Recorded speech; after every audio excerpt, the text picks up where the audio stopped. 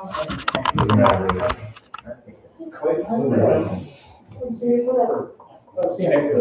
are going to record this, and so hopefully that won't squash any questions, but we just want to make sure that we can share it with as many people as possible. So Scott's ready to do that. All right, excellent. Good morning, everyone. I am happy to welcome you here this morning. I know this is exactly what you want to be doing on a Saturday morning, but thank you for taking time out of your day to come and talk about this really important issue.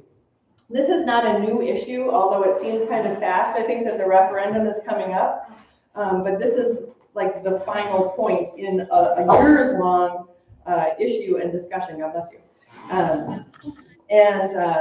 So we're here just to help present as much of a summary as we can to help people who haven't been involved in the day-to-day issue to help understand it and hopefully get behind this. So with that, we're gonna have a slideshow. Scott's gonna walk us through it. Our county administrator, I'm Mary Mochef, the mayor, and we have Jeff Delisle is the director of the ambulance service here, and then some various other folks involved, some of our city councilors, and boy, look at, we have everybody, a lot of people here are intimately involved with this issue. So for those of you who don't, we have lots of people here that can help answer your questions. So having said that, I think we're going to go ahead and just launch into our presentation. And there is a frequently asked questions sheet to take with you. If you want to take a few and hand them out to people, you're welcome to do that. But let's launch in. I'm going to be at the computer advancing the slides, and anyone who has input, please jump in along the way. This is not a formal presentation. This is very casual. We're just here to have a conversation, really. So you don't even need to go to the lectern, I suppose. I'll stand here and talk. We'll keep it informal. Good morning, and thanks for coming out on this sloppy day. So I'm Scott, city administrator. City, sorry. Give him a couple of years.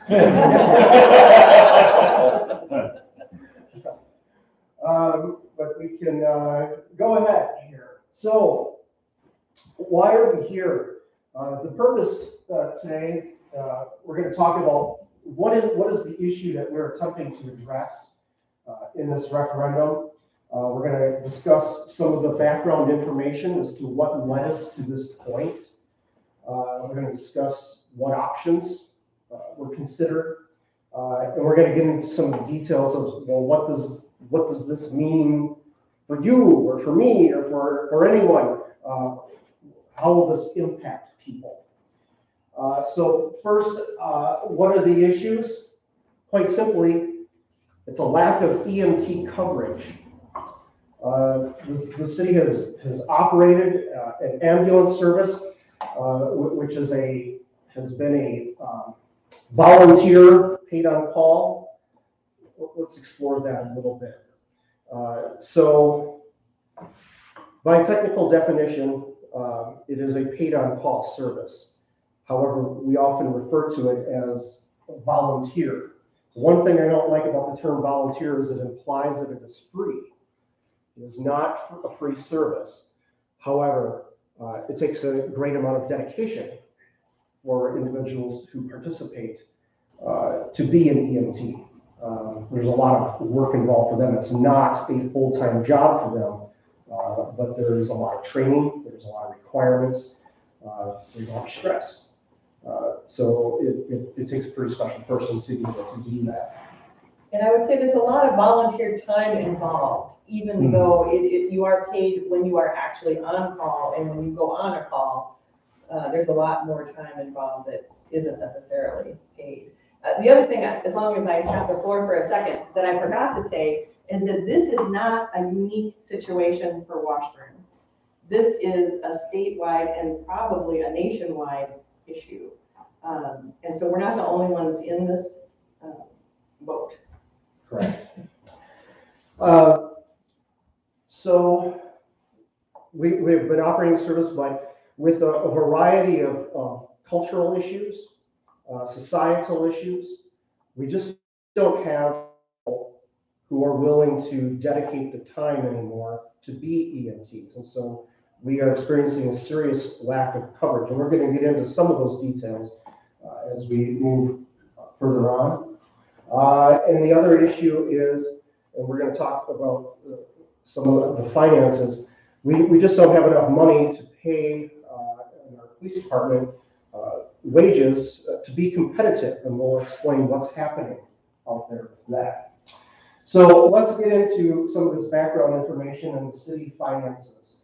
So the top number up there, $2,462,248. That is the revenue that the city generates for its general operations, and then that's also its expenses for operations. And what do I mean by operations? That means it's departments. So City Hall, police, public works, ambulance, fire, getting into cemetery, parks, library. That's all in the city's general operations. This does not include utilities or anything like that. But that's how much money we're generating and expending this year. So on this revenue side, there's a few key categories that I want to talk about. There's a thing that we call shared revenue. And that is basically state aid. And this was a program that was started, many years ago, many before my lifetime. Let's put that the state has the ability to generate more money than we do, and the intention was to spread it out equally amongst the municipalities to keep the municipalities at an equal level. What happened back in 2003, I believe, is the state basically froze that formula, and they haven't touched it since. And since that time, the state has actually lowered the amount that it contributes to municipalities. So this year, of that $2 million up above, we're expected to get $626,000 some dollars in state aid. That's less than what we received 20 years ago. So it's been on a steady decline. It does not increase with inflation. If it did increase with inflation from back in 2003, we'd be receiving over $1 million today from the state. And so that has been a significant issue for 2 decades, that the city has been forced to squeeze any increases for anything that it does out of other areas. And that's a problem. It simply doesn't work. So in fact, over the past 2 decades, the city has cut staff. We've absorbed programs. We've cut services because we just don't have the ability to keep up. Our revenue is not increasing. So another significant portion of the operating revenue is the property tax. So this year we're using $479,000 of property tax to help fund our operations. Now, the city actually does collect more than that in property taxes, but we use those amounts to cover our debt for all of our loans. That's not included in that budget up there. And then for any sort of capital expenses, if we're going to do any sort of streets, if we're going to purchase a vehicle, an ambulance, or something like that, that's a separate fund. And so both of those are in the neighborhood of some $300,000 each. So we only have $479,000 in property tax that go for our general operations. And since 2011, we've had levy limits, meaning the state imposes a limit on how much that can increase. And Most recently, that limit is very strict. It's basically, we can only increase it based on the net new construction. So what does that mean? If we have a new house that goes up in the city, that's new construction. Any sort of new building that is taxable, that is new construction. We can only increase our tax levy based on what that new structure is going to be providing us. Otherwise, we cannot increase the tax levy. So we are limited. So with those two sources of revenue, that's half of our operating revenues. And so those are basically frozen because on average, we've only been able to increase property taxes a little over $5,000 a year. We need about $20,000 to $30,000 a year just for the operating budget to keep up with inflation. So property taxes are not keeping up with inflation. So how have we been doing this? Well, we have to rely on other sources of revenue to help cover the city. And those are mostly fees for service. What are those? So that's going to include alcohol licensing, building permits, campground revenues. And one of those other sources, fees for service, is the ambulance billing. So with the ambulance billing, we've been experiencing another issue. In 2021, we billed out some $335,000 in ambulance bills. But because most of our runs are Medicare and Medicaid, 70% Medicare, they put limits on what we can charge and how much they'll actually pay us. So we're only allowed $188,000. So the ambulance will go out, but we're not collecting what it takes to actually pay for the cost of the ambulance to go out. So we can go to the next slide.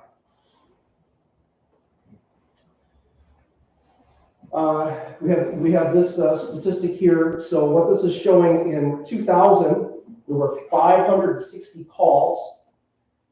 In 2001, there were 524 calls. So it should know that in 2000, that was the highest level of calls that the ambulance service ever had. So Sorry, Scott, that was 2020, not 2000. Oh, I'm sorry. I don't know what year it is. It's 2020. So we have this figure here, which shows every time the ambulance goes out on average, it costs, in 2000, that figure was $460 some dollars. In 2001, it's $502 basically. And so every time the ambulance goes out, we go to the next slide. However, what we are getting is this top one, which is Medicaid, which is about roughly 15% of our calls. We only are getting we were only getting $185 in reimbursement. Now this year, they actually, as of January 1, did a modest increase for Medicaid to increase that ever so slightly for some runs, and this is a little confusing with the basic and emergent. So if it's a true emergency, we can charge, or they'll reimburse us up to 61% now of our expense. And then the same for Medicare, which is 70% of the runs that occur. If it's a true emergency, we're now going to go from 48% to 77%. But that's still not going to be enough to solve the issue that we are facing. And that kind of draws attention to the fact that another reason that the ambulance calls are increasing is because people have fewer options for their health care and are calling the ambulance for things that normally wouldn't be an emergency ambulance call. So that's another complicating factor. I'm going to go into a little bit here about police wages and to why we're including police wages on this. Tommy had a question. Did you? Yeah, Tom? we forgot to mention, Bayfield County is also the oldest county in the state, as far as age-wise. So that is gonna have a lot to do with, am I correct? Aging population, yeah. Yeah, we'll have a few more reasons as to why this is occurring. But I just want to take a little bit here to talk about the police wage issue. So the Washburn Police Department, prior to this year, was the lowest paid department in all of Northwest Wisconsin. You can see that we're $1.72 less than Ashland, we're $2.65 less than Bayfield, and we were $3.49 less than Bayfield County. Now, we have a department of 5 officers, including the chief. And at the time, I believe there were 4 openings. I believe there still are a number of openings in Bayfield County. So if you are working for the city of Washburn and you're, same distance to work or something like that, why would you want to stay with us as opposed to maybe going with Bayfield County and making significantly more money? So that's a significant issue. Again, this is a statewide issue, nationwide issue. There are just not enough people wanting to become police officers. I'm not going to get into the politics of that. I think everyone knows some of the issues going on in the country which have led to that. But the bottom line is there's not enough new recruits to replace the retirees and those who are leaving the profession. So everyone's stealing everyone else's officers. That's what's happening. So if we want to maintain our officers, we need to be competitive. Because we had to approve the contract last year for wages, we didn't have a choice in this matter. So the council did go ahead and approve a wage increase for the officers, as opposed to taking that risk to lose our staff. But how we did that is we're basically robbing our savings in order to pay for that.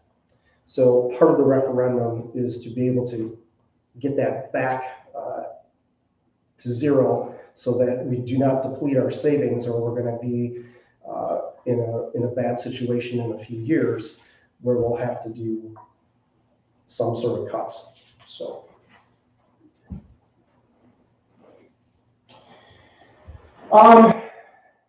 I can talk about this a little bit, Jeff, unless you want to. Okay. We'll chime in. So I had mentioned earlier that we have a paid on call, a volunteer service. So how the ambulance service basically works is the EMTs are supposed to take shifts, and it's something that needs to be staffed 24 hours a day, 7 days a week. And if they take a shift and say, yes, I will be available during this time period to go on an ambulance run if there is a call. This year, we are paying them $3 an hour. So they need to stay within the city, within a certain distance of the ambulance hall in order to respond quickly. If the pager goes off and there is actually a run, they get $40 for that run. That's assuming it's about a 2-hour commitment. If it's more than that, then you get a second, double that basically. And that was 2 hours until very recently, $2 an hour for the on-call time. Right, we did increase that from 2 to 3, and last year that was like 37 and change for the run. On our roster, we have 21 EMTs on the service. However, due to such things like COVID, people have things that happen in their lives. Not all of these EMTs are actually actively taking call at this time. And you know, there's a few other special circumstances where we have some people who just may work in Washburn and they'd be available in certain circumstances. They might be members of other emergency service organizations. So there's a whole variety of different circumstances. But our total roster is 21, but those who are active, what we would consider active and taking the bulk of those calls is a whole lot less. I can chime in on that, Scott. Like I said, we got 21 EMTs in our service. Like Scott said, over the last year and a half, 2 years with COVID, people have kind of stepped aside a little bit for COVID reasons, for their own personal health reasons, and for other personal reasons. We have got 8 EMTs that have been pulling the wagon for the last 2 years consistently, double, triple shifts. And we've got one EMT who's got 14 years of service in, 74 years old. We've got 2 other EMTs, 37 years experience, 25 years experience. They're 64 years old. And we've got 5 other EMTs on our service that have anywhere between 15 and 30 years of service to the city. And the national average of an EMT for a service is about 5 years. So I think our service has well exceeded the state or the national average as far as 5 years of service.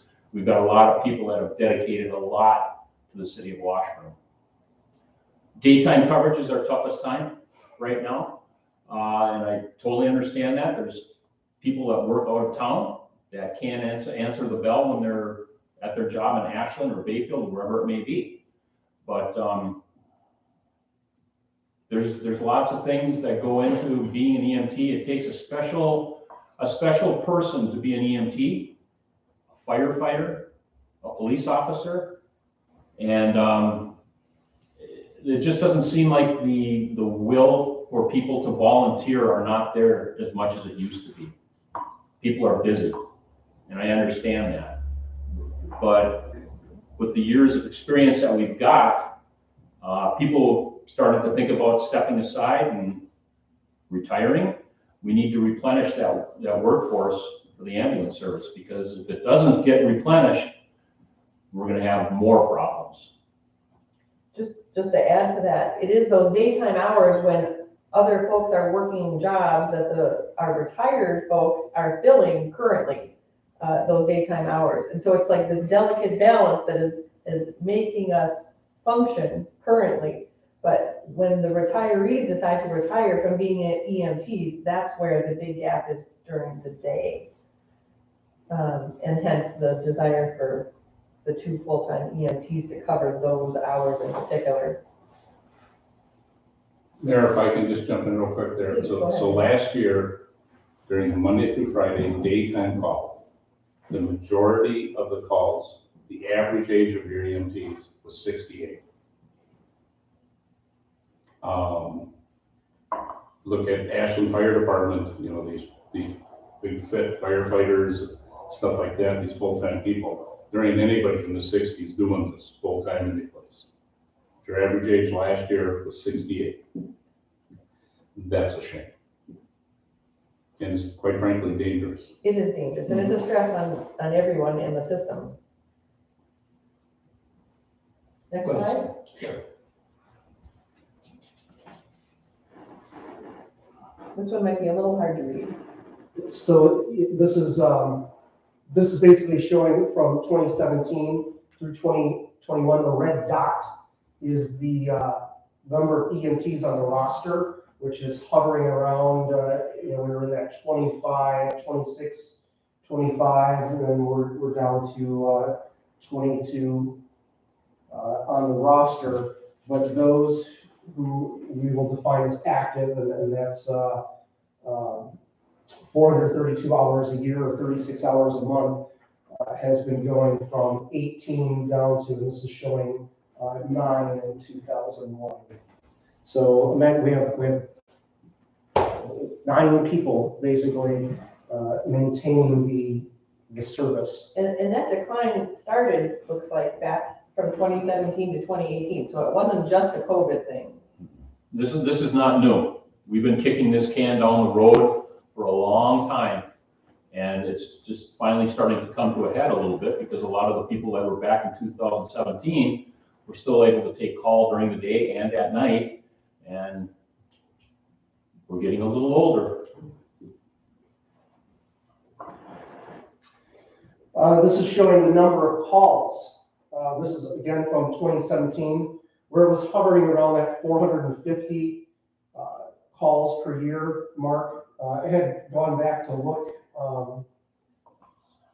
back in 2000. It was a lot lower, and we were down in 250 and the 300 calls. And so over time, the number of calls has dramatically increased. And then in 2020, when we have the fewest number of active EMTs, we have 560 calls. And then last year it dropped a little, but it's still high, 524. So keep in mind with the number of people that we have, and this is not their full-time job. We're either relying on retired individuals who truly want to retire, or we're talking people who have other full-time jobs who are dedicating the rest of their free time towards being an EMT.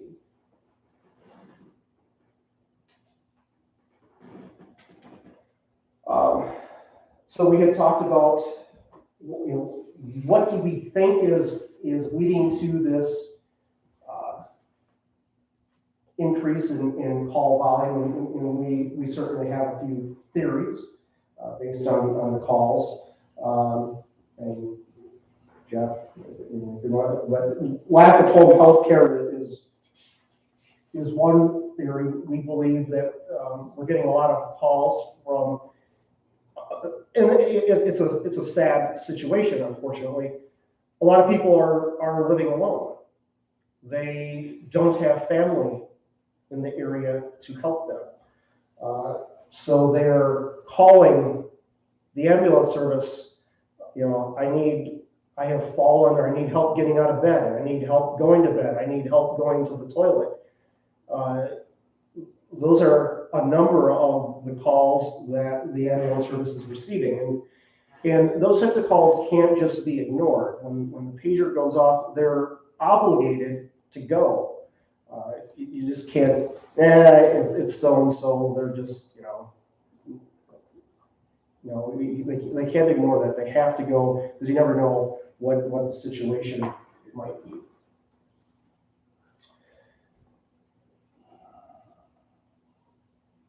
So in looking, this has been discussed for some time.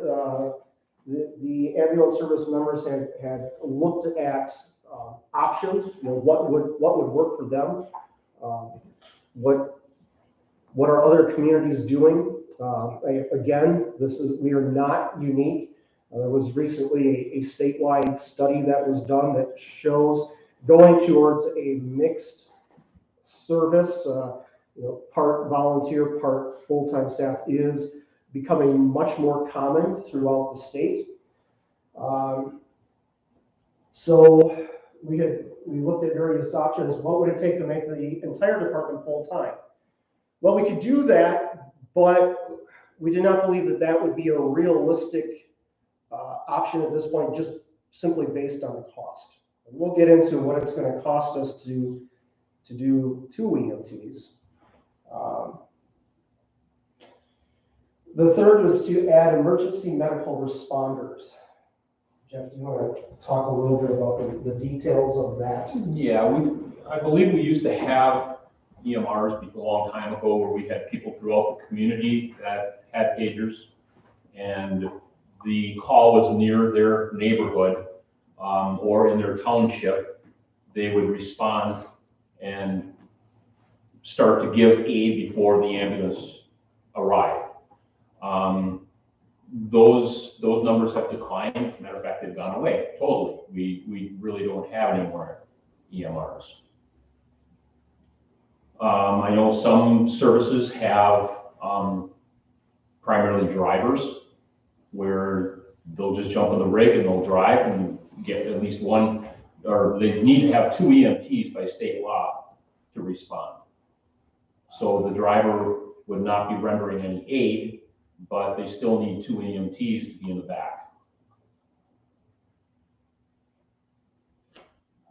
Okay.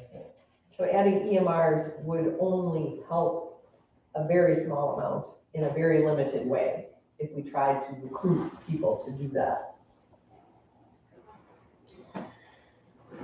We looked at maintaining the current structure, but just increasing our on-call and on-run pay.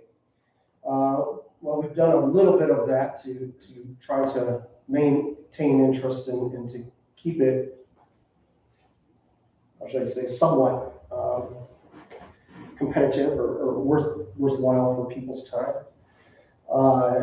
However, based on our past history and the history of other locations, that's not, it may increase for a while, but it will wane again. We're not solving the root issue here of people just being overtaxed and overstressed.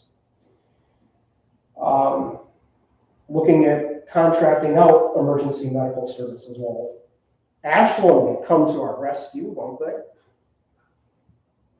No, Ashland is taxed as well. Unfortunately, there's been a couple of instances in this past year where we've requested Ashland to assist or to help cover it, and they have not been able to respond.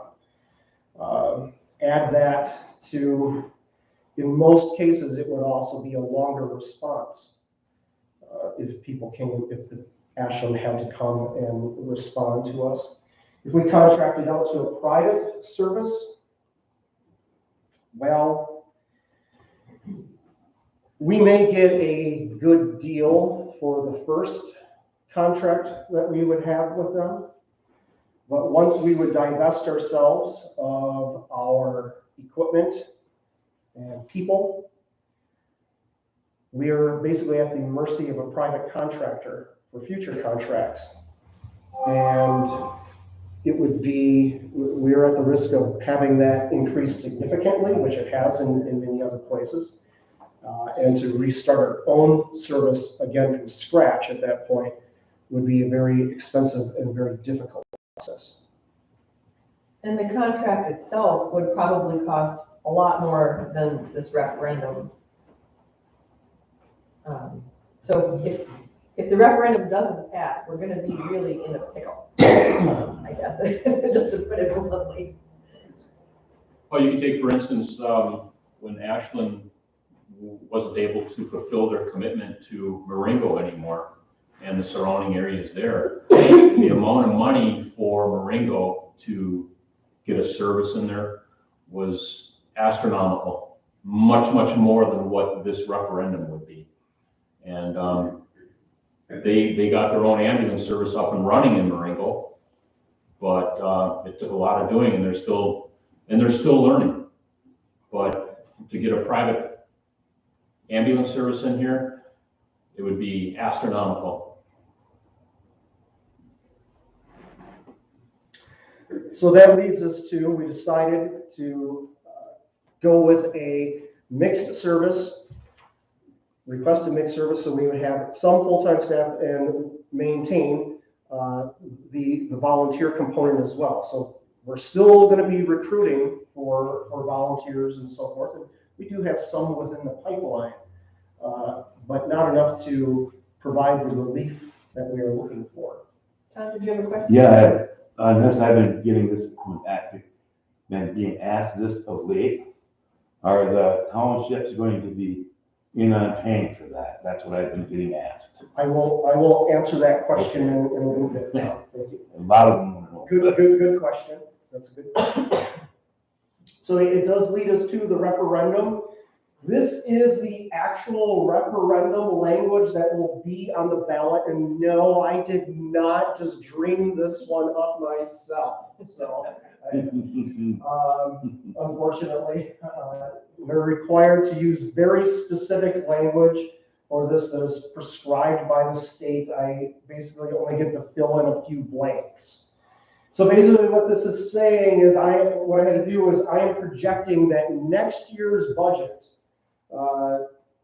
we're going to have a levy of that, which includes, I had talked about that debt service and capital, and then what we use for our operating expenses.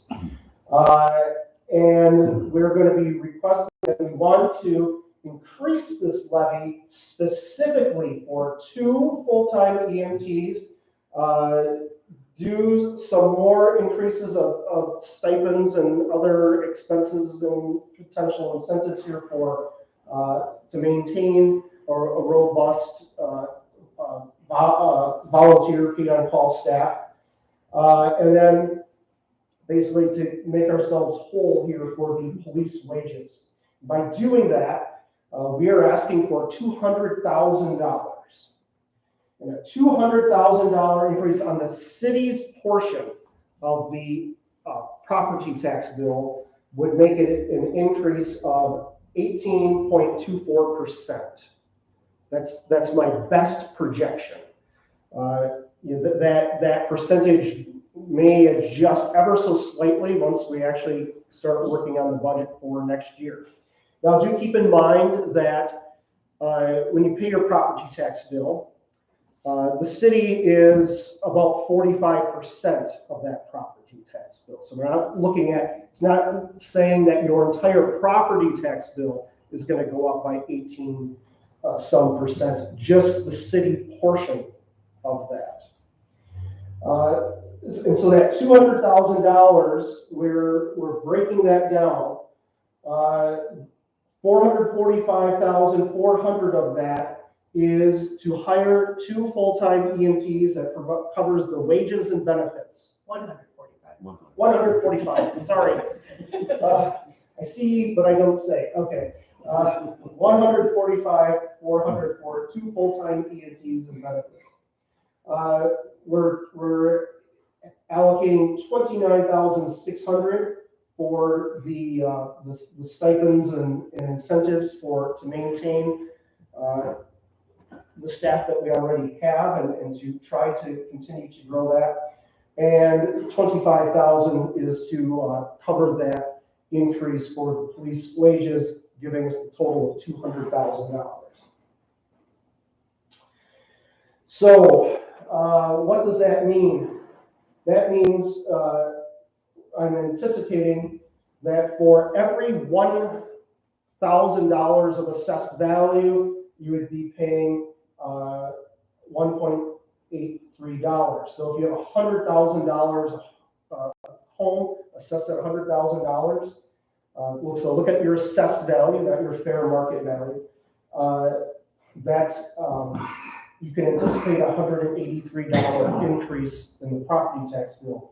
If your property is $200,000, that would be $366. So you can kind of see the math there. If you have $300,000, take that 183 times 3, and that's what you would anticipate your increase being.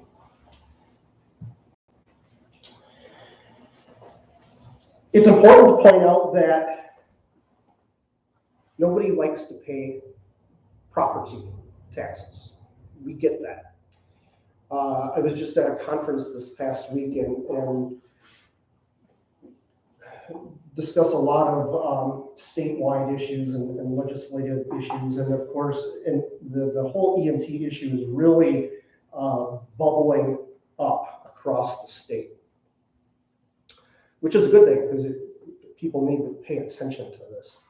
But our tax structure and how communities are funded is archaic and woefully inadequate, and it needs to change as well, because property taxes are not, in my honest opinion, not the way to do this, but we really have no other choice. The state needs to make changes to modernize how communities can function so that we can be competitive with other states that have a mix of where they get their revenues, and to provide some incentives so that we can be tied to businesses and other things, as opposed, because just because we might happen to fill vacant storefronts, we don't get any more revenue. They're not paying any more property taxes. It's only new construction. That's the only thing that makes a difference to the city itself. So storefronts might be good for the community as a whole, but how the city operates, we're looking for construction. And that's not a good way to do it. So, and we need the state to recognize these issues that, we can't be funded at the same level. I mean, I don't know what, think about what you made back in 2023. No, not 2023. Or in 2003, too many twos. So think about what you made back in 2003. And, would you still want to live on that? I don't think anyone would. So, so we continue to pursue legislative changes. There is one bill that we are very hopeful will be passed next week to help us with some of the Medicaid reimbursement, but that won't be enough to solve our issues here. But we continue to work on some other things to push the state towards helping us. And participating in there's a county-wide committee as well, looking at various options as to how the various services can work better together, and to kind of focus also on what specific issues we can come up with to advocate for, to improve as well. So we need you to help make some noise as well. They get tired of listening to the same people. They get tired of listening to me or the mayor or Jeff. But if you all start to make noise, then they may pay better attention. So I know we've got one question, so now it's time for questions. And then if you do think of other questions later on, as our contact information. So Tom, you had asked about the towns. Correct. I've been getting asked about, are the towns going to be paying their fair share for this? Okay, so how this will work is the towns do not get to vote on the referendum because the towns contract with us for emergency services. Okay, so the towns, remember when I had talked about all of our sources of revenues? Yep. One of those other sources is revenues from the towns that they pay us to provide fire and ambulance service to them. So the most likely scenario on this is when that contract expires. Was that September? No. It was a multi-year contract we just signed okay. recently. Yes, so that, I believe the last year on that contract is going to be 2025. So when that contract expires, if we maintain the same structure and formula for that contract, how we've done it is we've looked at our total expenses for both fire and for ambulance, and then for ambulance we have divided it by population. For fire, we've divided it by equalized value. So I'd come up with a new allocation that we would charge each respective community. So at that point, if we maintain that, they would see an increase. Now, that is the most likely scenario. The city could push to renegotiate those agreements now, but we don't have a whole lot of leverage on that. But that's something that we would be able to discuss. That I understand. It's the public I want. Sure. But it's because of they contract for the service. So they don't, the city itself is responsible for providing the service. So it will catch up with them, but just not right away. I've been getting asked one other question too, because of the revenue issue. Mhm. The ones that do understand the revenue issue, they're saying, do the park. They're also saying, can the city annex to increase revenue? So on the park issue, as you know, we're always looking for ways to increase revenue. So the campgrounds generated last year, that's part of that big revenue up there. It's all included. $270,000 of campground revenue. Because we have been doing a lot of work there, we expended $280,000 in parks last year. That's pre-audit, but that's where that's coming from. Our goal and our target is to at least have parks pay for themselves. Right. So we're close, but we did increase this year campground fees, so to catch us up again. Yeah, it's like one of the things that was talked about when I was explaining, when I asked about if the parks are spent, if we do the lower goal, projected revenue to the city is almost half that referendum. Projected. There's projected, but there will also be expenses that will have to be factored into that. So Right, I mean, after it's paid for itself, that's projected revenue. the point is, yes, we do need to look at options for increasing other sources of revenue, and that's what we've been doing for the past, since me too, so for the past 15 years. That's how we have been sustaining the city as it is by finding other ways to increase revenue. So that was parks. You had one other comment.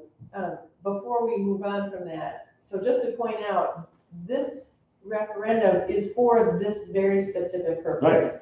And if we had an increase in revenues, say due to any expansion at the parks, not only will there be additional costs with maintenance and those sorts of things, but we have a backlog of hundreds of thousands of dollars of things that aren't getting done because we don't have enough money to do it. You look at the sidewalks, that's an example.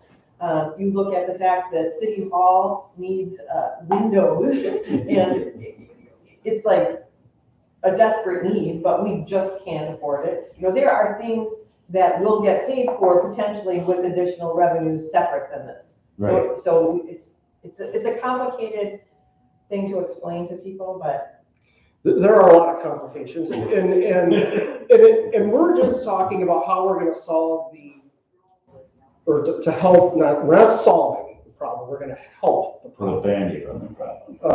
Well, hopefully a little more than a Band-Aid. Hopefully at least a cast or something to deal with the EMS issue and police issue.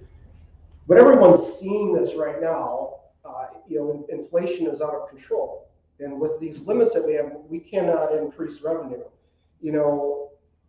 McDonald's is catching up with the wages of our public works department too, and that's going to become an issue as well. Oh, yeah. It's going to be an issue for everyone. So we have a lot of things that need attention. I mean, certainly we have capital improvements that need to be done. We're going to be needing a new fire truck here in a couple of years. We have a big project out here that's going to be happening. And how are we going to pay for all this in a reasonable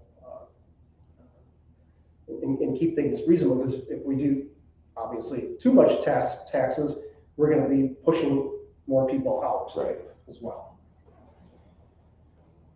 Scott, two things. One, something to just keep in mind, this referendum is in April, but this doesn't take effect until January 1st of 2023.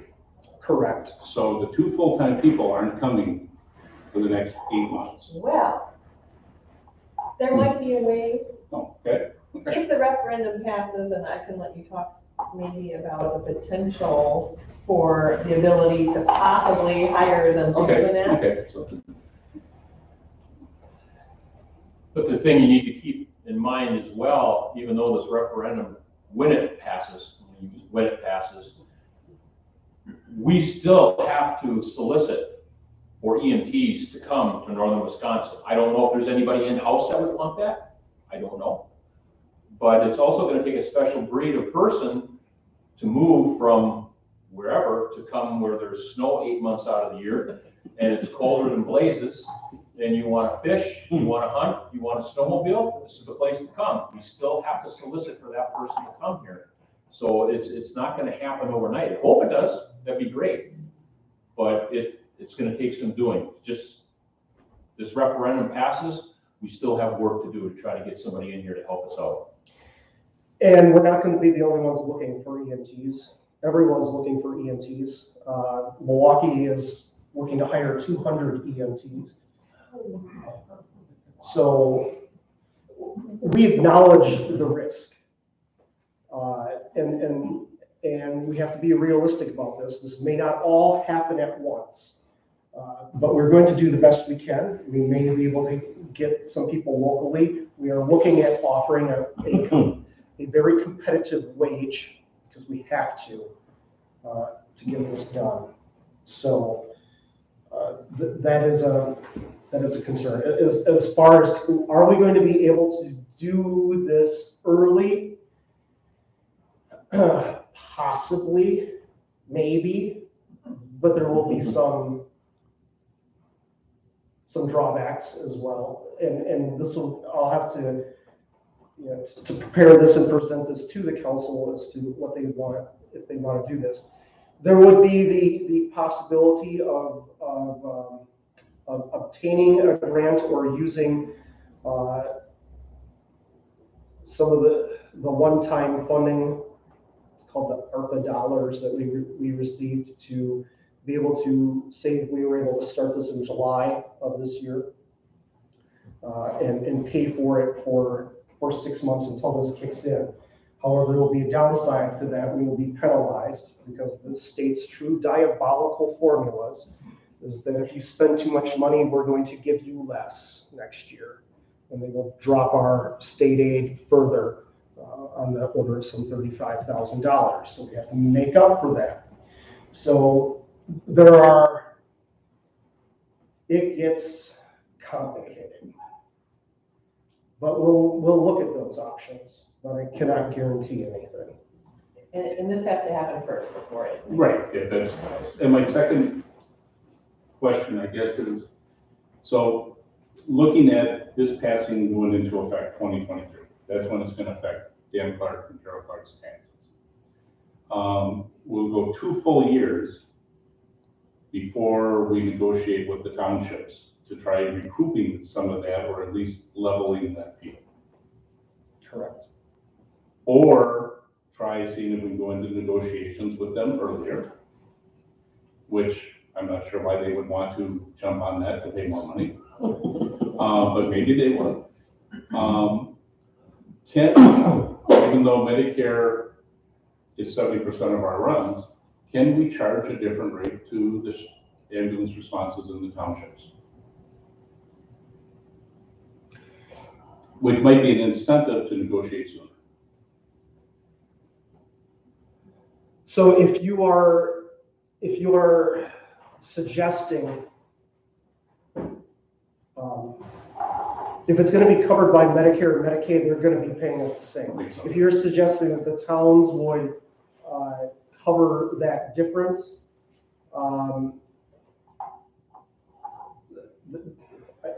I don't see why they'd want to go for that. We can always ask, but I'm suggesting if they live in the town of whatever, that instead of the $580 or whatever our basic run is, that it's $1,500, even though the percentage of Medicare in that is fixed. my concern, and what I think we need to be cognizant of is, and I know what the politics and the situation are today, but I don't know what the politics and the situation will be 5 years from now. I wouldn't want to push the towns to leaving us and at some point going back to Ashland or going to Bayfield. If we make it very uncomfortable for them and we damage that relationship, I don't think that will help us in the long term. So I have to be very cautious of that. Do you think it would be more beneficial to ask them to renegotiate now and pay X dollars now than in 2025, you're going to be paying XX dollars?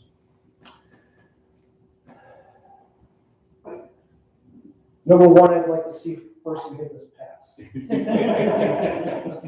Number two, I think we have to make sure that we can then get our 2 full-time EMTs.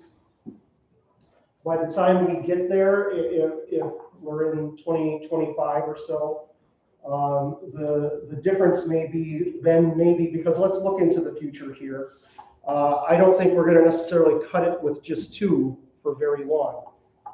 We'll be looking for 3 at some point, and that increase at that time might be a good time to do that. But those are all discussions I believe to be had.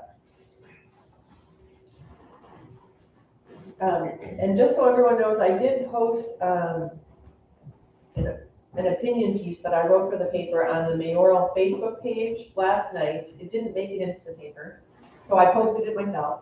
And it talks a little bit about this whole concept of the challenges with shared revenues and property tax limits, levy limits, and then touches on the fact that that's leading us to this place, with needing to do this referendum. And so if that's helpful in any way, I encourage you to share that post. And again, feel free to ask us questions, take those sheets with you to share with others, direct other people to call City Hall and engage on this issue. We want people to know why we're doing this. It's not like we want to secretly try to do this for some nefarious reason. This is just, we're at this point where we really just need to do this, and we want people to understand why. See, then we got people running around stating that you do raise that amount without council knowing. No, they cannot. I talked to you about it.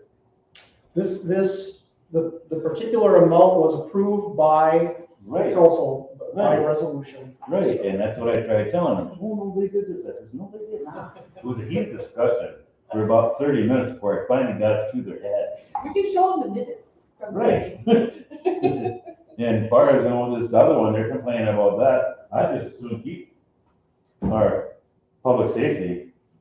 This has got to be the best bunch I've ever seen. And living in small towns, and then my dad being a cop, these guys are good. And it is unfortunate that we're right down the street from the county. Right. There's pros and cons. Right, but no, I personally would rather see what we have right now. Absolutely. We would, it's just, for many reasons, we want to keep our police officers, and that's a key to it. It's the same issue as the potential contracting out for ambulance. Once you do it, you lose control. Right. So we're then at the mercy of the county. We know that the county sheriffs make more than our officers. They have a much larger area to cover. I don't think we could guarantee that there would be an officer within the city. Or if we do, that would be very expensive. So it might work at first, but as we diverge down through time, it becomes more expensive. Yeah, that's something else that needs to be explained, because I've been getting that one too. Yeah, feel free to send them on. We're happy. We got a meeting Wednesday night at the ambulance hall at 6:30. They know that. If they couldn't make it today, we have another one, plus this is being taped. So if they have questions, by all means, they can contact either one of us, all 3 of us here, and ask the questions.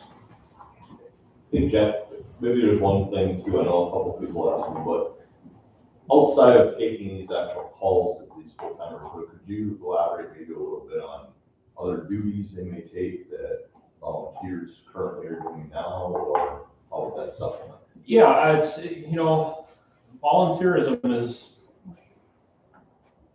it's hard. Like I said, a lot of people work full-time. It's, right now, we've got, 3 people that are retired on our service. Most of our people work out of town. The training part of it, if somebody would like to become an EMT, talk to us. We have a program where we will, send you to the tech school, become an EMT. We pay for a lot of things, your books, your classes. We also have a big investment. When you do graduate from the EMT class, there's radios, pagers, coats. There's also recertification. We have training classes at our ambulance hall, plus we offer the recertification every 2 years. CPR classes, the refreshers. The other thing people don't realize is that when we have to go to these conferences to continue getting our continuing credits to get our state license and our national registry, there's a lot of people that have to take time off work and take vacation days to go to these classes to still obtain enough CEUs to go onto their national registry or their state license. They don't get relief from their employer saying, sure, you can go and we'll pay you for it. They either go without pay or they have to take a vacation day, which is a big sacrifice as well. I think though, are you talking more about how the duties of the officers currently would shift maybe to the full-time EMTs? So that they're doing things during the day that will relieve them some of the duties. As well, Okay. the basic maintenance issues, duties right now that volunteers are doing. Yeah. But will these full-timers, obviously we're getting these full-timers here to do more than just make the run. I don't think you're going to see it happen right away. You may see them step into the role as far as being maintenance officer, taking care of the rigs, ordering our medications that we need, taking inventory on our supplies, miscellaneous stuff like that. I don't think you would see them roll over into a directorship right away or an assistant directorship. There's a lot to learn. I'm finding that out. A lot. Thanks, Dan. There's a lot to learn. I'm still learning. I think what Nick is asking is, what else are these 2 people going to be doing besides going on these calls? What are their other tasks going to be during the daytime when they're taking? Exactly. What are you going to be doing besides taking call? What are they going to be doing? And I don't think that's been hammered out quite yet as far as what their job expectations are going to be. Like I said, I'm sure you're probably going to have somebody be taking care of the maintenance. I'm sure that, with the ordering our medications and our supplies, I'm sure there's going to be some cleaning responsibilities, and slowly but surely rolling them over into doing some of the paperwork that needs to be done. I can't answer that right now as to, yes, if we get these people hired and say they start next October, that they're going to get thrown right into the directorship or the assistant directorship. And I don't think you should want that. You can want them, they will have, should have some other duties, the day-to-day stuff that people are picking up. I think the directorship and that, because these could be transient people. Correct. Could be stepping stones, and you don't want to be changing your director every 6 months. Maybe I can answer some of that. I've been doing the maintenance for the last 5 years. And I put in anywhere from 10 to 40 hours a week on maintenance. Mm-hmm. Tuesday, I was 18 hours work, repair on one of the units. Last night at 6 o'clock, I was working on a garage door, repair that. So it's ongoing. As far as the equipment goes, it needs routine cleaning. It decon, because of COVID. That every time we transport a COVID patient, it's another hour cleaning the ambulance. As far as ordering drugs and supplies, so much of that has expiration dates. The state law requires us to remove it from the ambulance when the expiration date comes. There's hundreds of items in the ambulances that have expiration dates. So it's a monthly thing. You have to go through everything and check to be sure that nothing is expired. So there's a lot of time and effort that goes into that. That is currently being covered by our existing. So the job description will be set once this passes and we go to hire. Correct. We have a draft of that, so we've talked a little bit about it, but it will be a transition. We have to, and I've been looking at how some other places have transitioned as well, because there are going to be some certain unique challenges with now suddenly having full-time with those who were providing their time, and how we're going to mesh that. So, but clearly we're gonna want to keep them busy for sure.